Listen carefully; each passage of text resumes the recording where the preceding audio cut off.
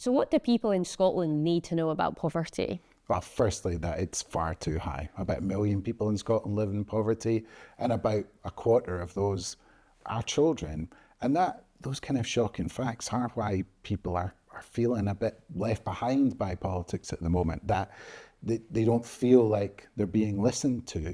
So this next Scottish Parliament election is really important. The Scottish Parliament set really challenging child poverty reduction targets that were some way off a meeting. So this next Parliament is really where politicians need to double down on those commitments, make big changes in people's lives, decent homes, decent jobs, decent public services, the things which we are hearing from folk that they need and that they want to see change.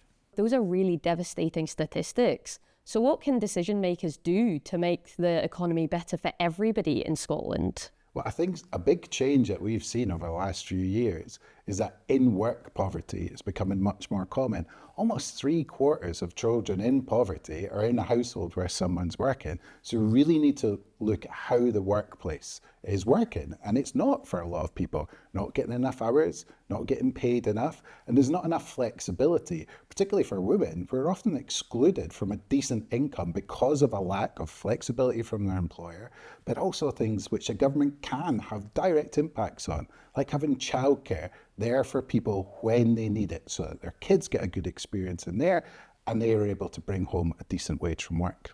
But I think they also need to keep in mind that for some families, work just won't be an option. You know, people have 24/7 caring responsibilities. Some disabled people won't be able to work or won't be able to work as much as they could. So we also need to look at things like our social security system to support those families who won't be able to work as much, whether temporarily or permanently. So how can we make sure that Scotland is fair for everybody and nobody is left behind?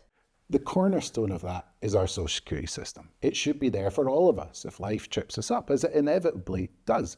But it's far too threadbare at the moment. That's why we've seen over the last 10 to 15 years a rise in things like use in food banks.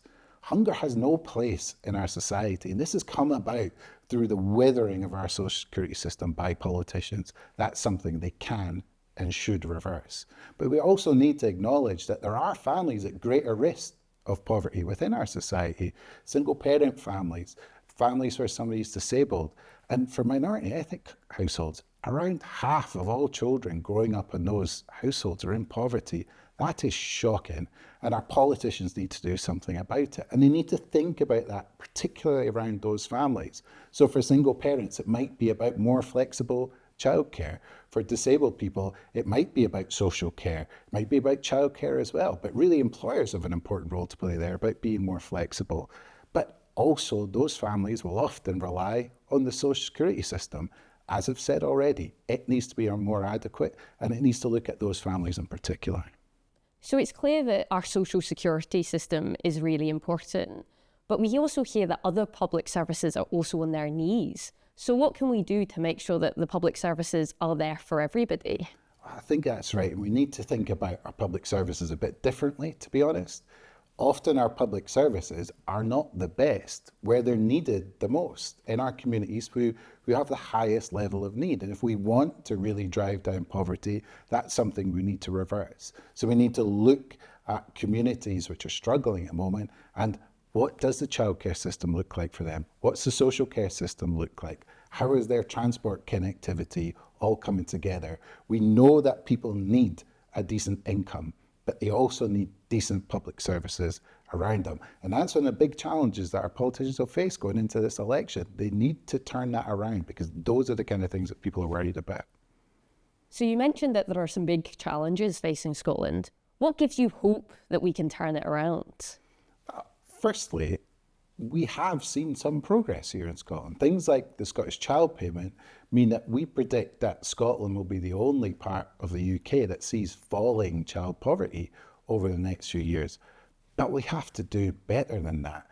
And we do see, for example, that child poverty rates in almost all of Scotland's local authorities are falling as well. These are signs of hope. But what our politicians need to realise is that there is so much more to do. Take those seeds of hope and turn it into much more significant change for families, because too many people are struggling just now and they can make a real difference to that. So what can people in Scotland do to see this better future where every child has a decent start in life?